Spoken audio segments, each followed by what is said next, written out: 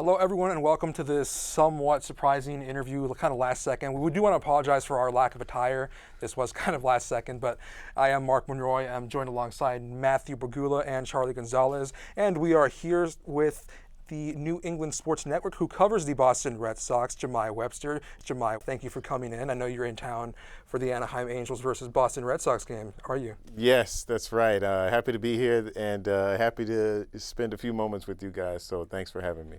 So you went to CSUN from 2003 to 2008. So what was sort of some challenges that you faced going into the professional world? Did you start off in sports directly, or did you start off in news and work your way into it? I did. I was lucky enough to have that passion for sports by playing the sports when I came up, and my first job was in sports. So I think the biggest challenge for me was getting a late start into the professional world. Like, I didn't have an internship till the spring semester, or really the winter, going into graduation later that spring. So I had an internship at the CBS affiliate here in LA, and it was in the fall, and I ended up staying on board even through the spring because I was just having such a fantastic time. So I think that was one of the challenges for me, just not doing that and being, procrastinating as a college student a little bit. But once I got an opportunity to do it, I got some great on-the-job experience in the professional sense, along with the experience that we got here at Valley View News. So being able to marry those two things together led me to my first job in College Station, Texas. What was that like in Texas? Well, it was different. It was different for sure. Growing up in Southern California, it was a culture shock a little bit because, Texas is widely regarded in some aspects as, it's conservative and a little bit more tight when it comes to those things. And it's in the South a little bit. So I was in Central Texas, but I was in a college town. College Station is where Texas A&M is. So it almost felt like it was my master's program as I was, starting my professional career. And I was hired to be the number 3 sports person in a department where our satellite station was in College Station, but the main station was in Waco, Texas. So I was the number 3 person in the department and would basically go out and one-man band, gather all the content, shoot, write, edit everything for broadcast that night for the main sports anchor. And I would also enterprise different stories, so come up with different things and cover all the news in the area that was relevant to the audience and to the region. So I have a question about your time in College Station, Texas A&M. Were you there covering Johnny Manziel, Johnny Football, when he won the Heisman Trophy? I just missed Johnny Football. So when I was there, Mike Sherman was the head coach. He was the former Green Bay Packers coach. Ryan Tannehill was there. He was actually a receiver. Stephen McGee was the quarterback. Von Miller was there. He was also on the roster. So it was almost like the beginning of A&M's rise to the national prominence that we saw when Johnny Manziel joined the group a couple years later. So it was quite the cast of characters, though. It was some really good talent there at A&M, both college football, women's basketball, men's basketball was all kind of rising at the same time. And then when I got to Waco, Robert Griffin III was there. I was just about to ask about that. So he had just was coming off building his Heisman campaign. Brittany Griner was there.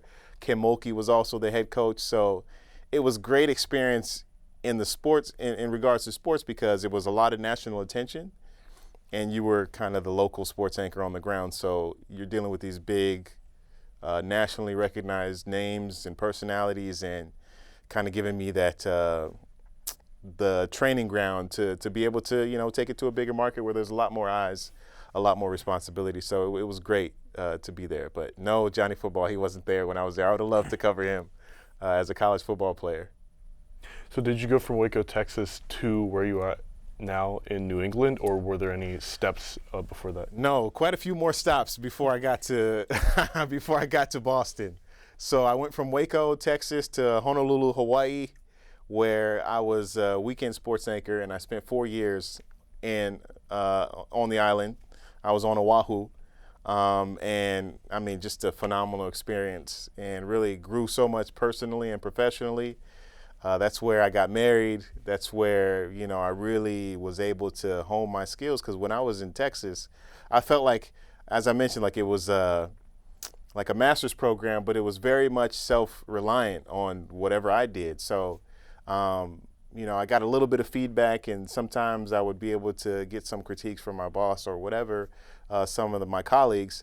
But it wasn't until I got to Hawaii where, I was working directly, with my boss. And he was hard on me, man. He was very difficult to work with. And he taught me quite a bit as far as, being very meticulous with how you present yourself on television, your writing, your conversation. He taught me really how to be a much more conversational speaker. And he would hammer me. And I'm telling you, like, he would be watching every weekend sportscast, and he would literally come in on the weekends after I did a sportscast and absolutely rip me to shreds. And then, we'd watch the tape, and he'd go over it, we'd critique it. But it was all pushing me to become, that much more better. And it's something at the time I didn't realize. I really had a disdain for him. But he became one of my, big-time mentors, and somebody that, I always gravitated towards for advice. And, once he knew that, I wasn't going to be, pushed aside, like I was also going to rise to the occasion and come up to the challenge, he respected me and the work that I put in. So we had a great relationship. But so that was after Waco, Honolulu, Hawaii. And then after that, so 4 years in Hawaii. And then I moved to Denver, Colorado. And that's where, this picture here was taken. So I was a couple years in Denver, Colorado as an evening sports anchor. And at that time, it was like life had come full circle, because Von Miller was a member of the Broncos in 2015. So 2014 to 16 was in Denver. Von Miller and the Broncos won the Super Bowl that year, Super Bowl 50 at Levi Stadium in Santa Clara. So a couple years there, and really I had gotten to a point where I was just kind of moving up and climbing up the ladder and building my career. So I guess a regret from that, something I look back on, is I really wasn't present and dealing with the community in a way where I was a part of it in that sense, because I knew I was in transition. So I really love Denver. My wife absolutely loves it, and it'd be a place we consider going back to, if something were to come available. But it was 2 years in Denver, and then finally it's been the last 8 now in Boston. Mm-hmm. Now, you grew up in SoCal, right? What is some sort of advice that you would give to us and other students who are not necessarily looking forward to leaving SoCal when it comes to going and starting off their career in broadcast? So what's sort of advice that you would give when you left SoCal? I'd say certainly break that mold. If that's a mindset that you have already, then it may not be for you, because there'll be a period where you're in the middle of nowhere, Texas, like I was at sometimes.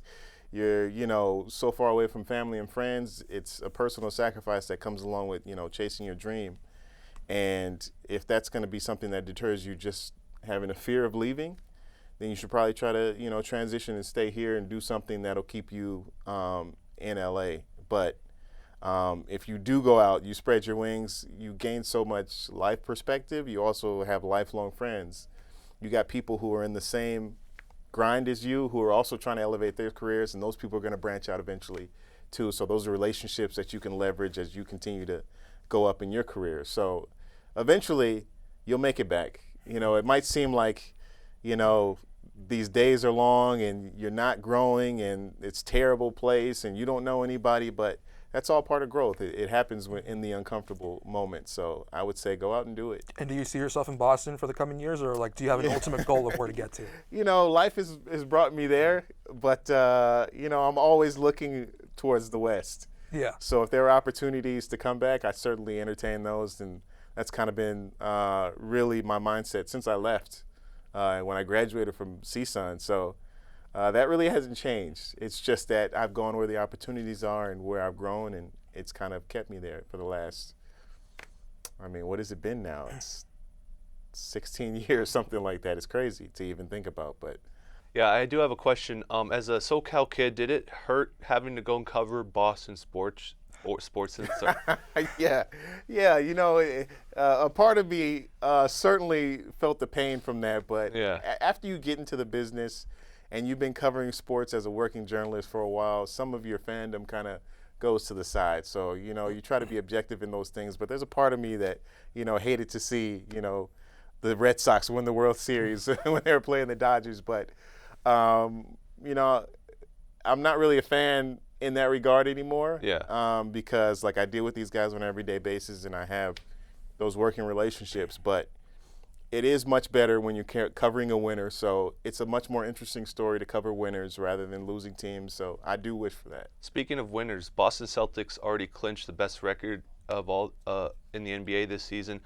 Do you talk to the players or the fans and ask, like, is this the best shot that we have with this team? Is this the last shot we have? Like, is there any talk like that amongst the fans? Do you ever talk to fans? Yeah, I haven't had those conversations, but, Boston Sports Radio is a behemoth, and people are constantly having those talks. And, even at the ballparks, and it's a part of the culture of New England where you're talking sports all the time, water cooler moments, right? If you want to be able to integrate yourself into a place like Boston, then know your Boston sports. So these conversations have been ongoing, and people feel like it'd be a disappointment if the Celtics weren't going to be able to complete the job and take the title this year because of all these things, having two top prime Supermax players and Jason Tatum and Jaylen Brown, having a young coach who seemed to get the best out of his talent as well, and having basically a core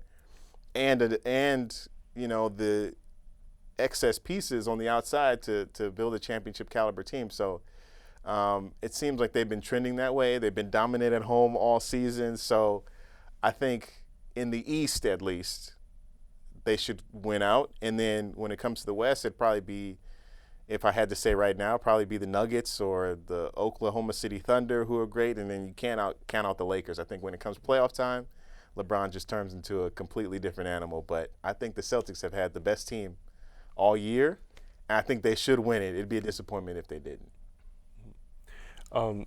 From what I've gathered, you've obviously hopped from market to market, but it seems that Boston has been the one that you stayed the longest at. Is there something about the Boston sports that has captivated you more than, let's say, Texas or Denver or Honolulu?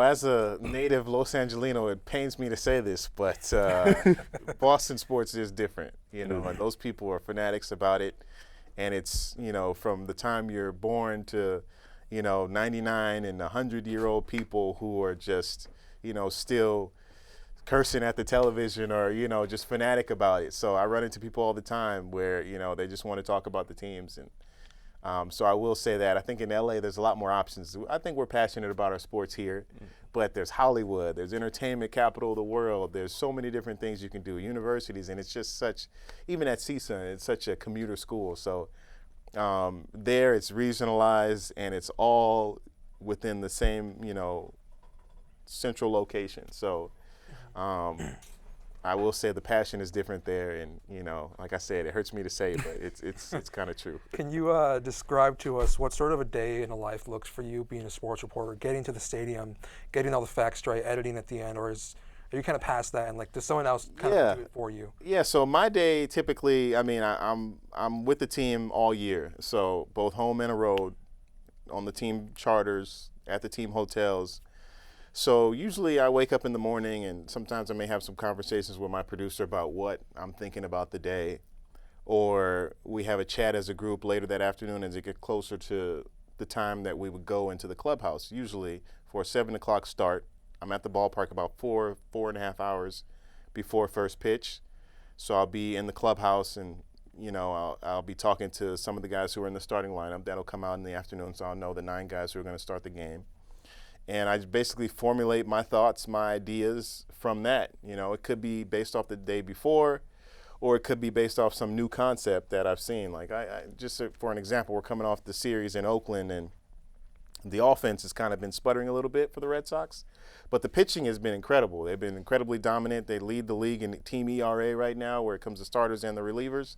So that's been a huge topic because the Red Sox just fired their pitching coach from last season. So it's a new pitching coach, a new philosophy that he's brought in, and it seems to be working 7 games into the season. So that has been a conversation throughout the telecast and something that I focused on. So I'm talking to the pitching coach ahead of the series finale just the other day, and I'm wanting to get to know how these guys have grasped onto his concept so quickly, and why he's having this kind of success with the same arms essentially that the guy, his predecessor, had. So that was my angle, and that was something that I brought into the telecast and conversation starter for our play-by-play guy and our analysts who were on the telecast. And that's usually the way I view my role, as almost like a layup to continue conversations or bring up new conversations on game broadcasts that will be interesting for our audience to hear. So I always try to bring new information or something that is not read in the newspaper,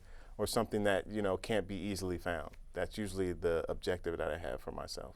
I have a question about like your daily routine when you go travel with the Red Sox to a road game. Like, for example, you're here in SoCal for their series against the Angels. How soon before the game do you get to the ballpark? Do you go into the press box? Do you just stand outside the gate? Like, take us through your process as you're covering a road game. Yeah, so I'll leave the hotel if the game starts at 7, the first pitch is at 7:10, 7:05. I'll be there at the ballpark probably about 4 hours before first pitch. So it depends on what time the clubhouse opens. So I'll go into the stadium, get to the clubhouse, and it's an hour pregame that you get in there. So I'll spend an hour in there just having conversations, talking to guys, maybe waiting for somebody to finish their pregame routine, because a lot of these baseball players are creatures of habit, so they have their routines as well. So in professional sports, especially baseball, there's a lot of hurry up and wait. So a lot of downtime where you're sitting around waiting for somebody else to finish what they're doing. So you hope to be able to get that done within that hour. Now, if I'm able to do that, great. If I'm not, then after that, about 20 minutes after the clubhouse closes, there's the manager's pregame availability. So we talk to the manager every single day. So he talks to the baseball press assembled, and we have a conversation with them too. And you can get all the questions about the game, the tactics, why you put this person in the lineup, the pitcher you're facing, different things like that come up. People who are rehabbing, getting back into the game. So then after his availability, which is about 10, 15 minutes usually, then they start practicing on the field. They'll have like some pregame defensive drills, and then they'll take batting practice. So at that time, usually everybody on the team is out on the field. So the pitchers are catching some BP balls, shagging foul balls, and the guys are hitting. So usually when they're hanging around there, I take that as an opportunity to have conversations and be like, oh, can I grab you for a second? Because obviously what we do is a visual medium in television, so a lot of times I need to interview them. Yeah. And because baseball is every day, it can get tedious, and so you got to have some feel about when you want to do that, because if you talk to a guy every single day, or you at least even ask him every single day, he's going to get annoyed. So I try not to do that, but there's times where I'm like, I have the guys who I know I can go to, but I try not to go to that well all the time. So I'll get my interview on camera. It'll usually go into the pregame show, which be my next thing. So once I have my interviews, then I'm like, all right, let me put this together. Let me see what I have, talk to the producers, say I got this interview. I'll do this as my pregame live shot on the pregame show, which is an hour before first pitch. So I'm usually in the A block, which is within the first 10 minutes of the show being on the air. And then I'll finish that, say, 6:10. So now I got about 50 minutes before first pitch. And I have to eat. I have to also prepare my in-game hits, the live reports that I'm going to have, talk to my game producer at that point. And then I also, sometimes we decide to pre-record our open to the show, which is, because again, baseball is weird where you're on the air at 7 o'clock, but first pitch doesn't happen until 7:07, 7:05, 7:10. So if it's 10 after start, if first pitch is scheduled for 7:10, and then we have 2 blocks in the open of the show. So the play-by-play guy will take the play-by-play and the analyst will take that first block, and then they'll come back, and our play-by-play guy will toss down to me on the field with my sound from whoever I spoke with. So I'll do a live report, intro, toss to my sound bite, and then I'll wrap it up on the back end of that and toss to break and say we'll have first pitch after this. So then 7:10 comes, and then first pitch is up. And then at that point, the game has started, and now I'm thinking about what's going to be my first report. Sometimes it's game centric, like it's literally reacting to what's going on. Maybe if there's an amazing web gym play by the center fielder, right? And I spoke to him about, why he's able to make these incredible grabs, or what type of technique he uses, or why his routes to balls are so great.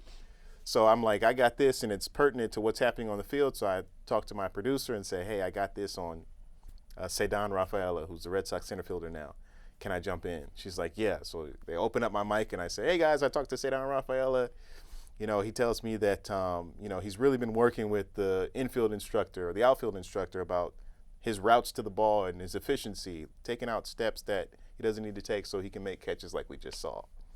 So then I'll do that, and with the advent of the pitch clock, you know, if you guys have really followed the game, it's now 18 seconds between pitches that guys have to be in the box and ready to go. So the game is sped up, which is why games are now, you know, back to what it was when I was growing up and, you know, as a kid in the early 90s. 2 hours, 2.5 hours rather than 3-4+ hours games where you're losing the attention span of the fans. So that's what I'll do in those reports. And then there'll be other times throughout the game that I'll just get in and hop into conversations. And then say the game ends and the Red Sox win, then I have a post-game interview on the field. They call it a walk-off interview with the player of the game. So I'll do that, and then that'll be like 3 or 4 questions post-game. And then I'll head into the post-game clubhouse. They have a 10-minute cool-down period, and then they let everybody in. We'll interview the pitcher, we'll interview the players, and then that'll be the end of my day. So that's about 3 o'clock, 2:30 at the ballpark, and not leaving till 11:30, sometimes midnight. And you do that every single day. So, like throughout the course of the game, you're mostly in the dugout or in the clubhouse with the Red Sox. You're not you're not necessarily up in the press box where the reporters. No, I'm not in the press box where the writers are, and then local sports anchors, other people, because we have the telecast. So I'm in the dugout, but to the side in the camera well. Usually is where my position is, but I'm always on the field, always outside in the elements. So I got to dress for that and be. You know, New England sometimes get cold in April. Especially towards the fall, where you get towards the World Series and the playoffs, it switches from being, you know, a decent summer. So you got to be prepared for the seasons. It's clear to me that you have a lot of assignments and deadlines as far as like every single day. Like, was that shocking to you going into the industry, and like how do you keep on top of it? Yeah, I mean, it comes with experience. You know, I don't think I could have graduated from here and walked into this role, you know.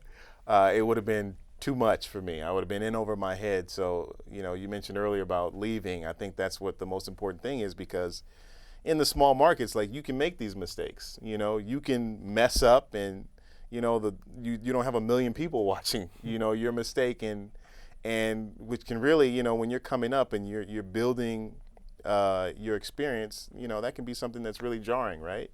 So having the confidence in yourself is also big. So you don't want to go somewhere and rise too quickly where now, you know, you're not worried about your job, you're worried about what people are going to say. And, you know, one thing that it was starting to turn when I first got into the business was the advent of all this social media.